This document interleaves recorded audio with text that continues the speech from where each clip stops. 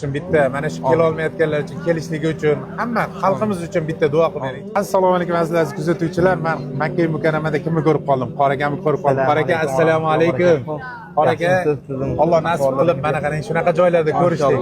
Bizni yurtimiz uchun Alloh jannatda ham birga qilsin.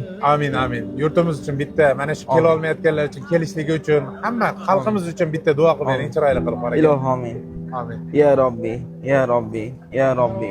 Ya zal jalali val ikrom, ya hayy ya qayyum, ya Allah. Amin. Allohim mana shu baytingda yig'ding.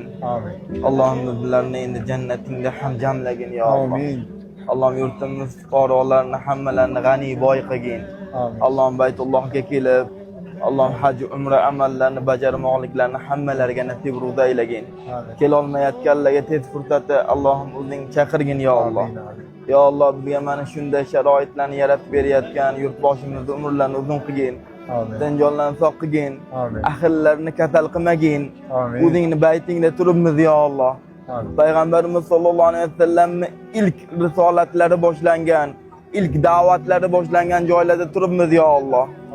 Allohim, o'zingni baytingda mehmon bo'lib turibmiz. Mehmonning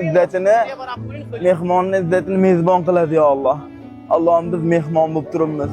Ya Allah, mana shu joyda umra qilayotgan birodarlarimizni qaysi millatdan bo'lishidan qat'iy nazar umralarni qabul ayla ya Allah. Yurtimizda ham imkoniyat cheklanganlarga, bemorlarga, yetimlarga juda katta e'tibor qaratilmoqda.